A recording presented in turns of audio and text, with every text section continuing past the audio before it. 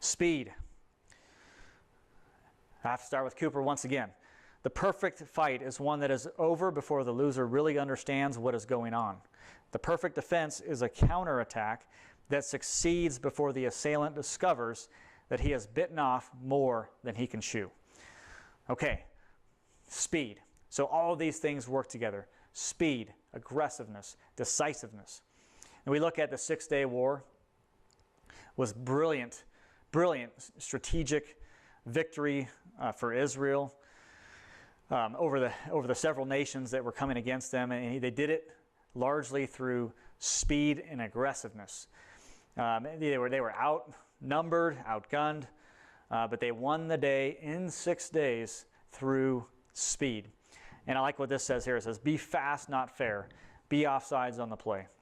Okay, when you see two guys outside of a bar and they're doing that monkey, chest thing, that's just, number one, it's a disaster. Hopefully one of them has the presence of mind to walk away. But if not, never put yourself in that type of position. That's a good tip right there. Don't ever go chest to chest with anybody. Don't let anybody get that close to you, ever. Back up. Turn, go side to side. Don't back up, just straight back up. Side to side. Keep that person away from you. Keep someone at arm's length at all times. But if you do need to engage, be fast and not fair. Okay, be offsides on the play. We have the OODA loop, and the OODA loop is really interesting. It's basically a decision-making cycle. And it was a guy named John Boyd who created the OODA loop. And it was originally for fighter pilots, and it was to basically get inside of the enemy fighter pilots. They could make a faster decision cycle so they could win the day. Okay, so you'll often hear in the military or in the Marine Corps specifically, you need to get inside of the enemy's OODA loop. So in other words, your OODA loop needs to be faster than your enemy's OODA loop. It's the same thing with personal defense. You need to have that decision cycle that's faster than the person that is wishing to do you harm. So speed. Coolness. Coolness or being calm, cool, and collective, keeping your head, this kind of thing. Cooper says this: anger, as long as it is controlled anger, is no obstacle to efficiency. Self-control is one thing the sociopath does not usually possess. Use yours to his undoing. So he's saying maintain self-control, and he's saying anger is no obstacle to efficiency. Okay, that's true. Again, if it's controlled, if it's uncontrollable anger, then it's going to be your own undoing. So you need to keep your head and keep your hands. And what I mean by keep your hands is a lot of people maintain cool. A lot of times they get your hands out in front of you. Watch these physiological responses in people that you're dealing with. Okay, so if you're seeing a guy and just the things that we talked about, his increased breathing, he's clenching his fists, you can see the blood vessels starting to pop out, there's a problem going to happen. You want to try and get this guy off of that adrenaline rush. Okay, at the same time, if that's occurring with you, you still want to maintain your cool. You want to keep your hands. You want to keep your hands open in front of you, but not in an alarming way. So you're not going to ball up your fists and things like that. A great way would just be, look, I don't want any problems. I'm not here to start any trouble. I've got my hands out in front of me, and I can still defend myself, but I don't look imposing. I don't look threatening. Okay, and again, I don't want to let anyone get in this space here. All right, so you have to be able to maintain your cool, and you have to be able to improvise, adapt, and overcome. Okay, and that might be with words. Okay, diffusing the situation, that's a skill all in it of itself. So you can develop coolness through good training. Okay, there's a lot of training out there that is not very good. I mean, just going to be truthful about it. There's a lot of martial arts out there that, although they're great for many different reasons, self-defense is not one of them. Okay, so there's great discipline that can be had, and camaraderie and fitness, all those kinds of things.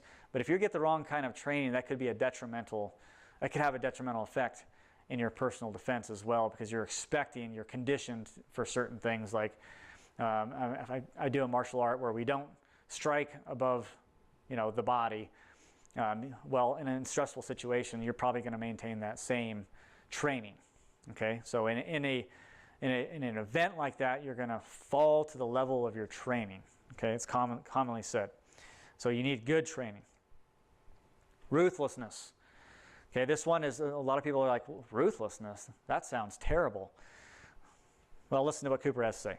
We are fully justified in valuing the life and person of an intended victim more highly than the life of a pernicious assailant. The attacker must be stopped.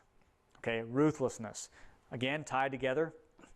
Anyone who attacks you, your family, your church, your community deserves no consideration. Okay? You need to stay alive and continue to fight until the threat is stopped. Oftentimes, you'll watch videos, and again, this is an important reason why we watch videos. You'll see someone, they're either stabbed or shot, and what happens is what is called a psychological stop. And they're out. They've been hit, they're done. They gave up, they're gonna, they're dead, they're dying. And even though maybe, it takes a lot to stop a human being. And a lot of times we think, oh, if I just engage this person with a firearm, I'm going to be able to stop him. No, that's often not true, and you see it over and over and over again. It takes a lot. You'll see people get shot over and over again, and they're still able to be a threat.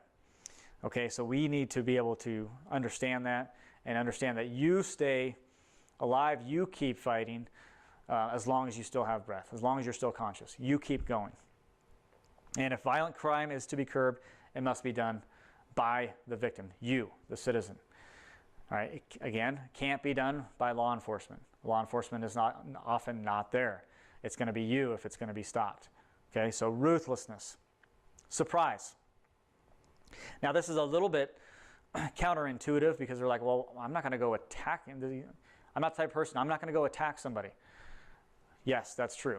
So oftentimes, from a big picture perspective, you're going to be the one who's either counterattacking, or you're going to have to achieve what is called tactical surprise.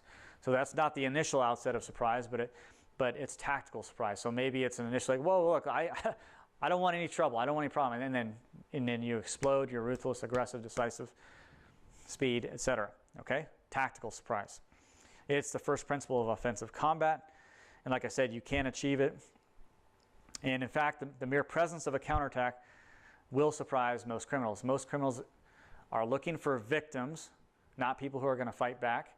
And then they're trying to pick out people who they think won't fight back. And in fact, most people are taught, don't fight back.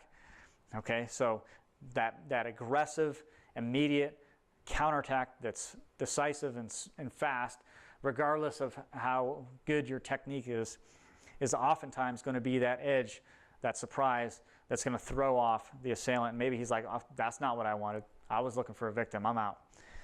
Okay, and then another tip, do not draw on a drawn gun unless the attacker is sufficiently distracted.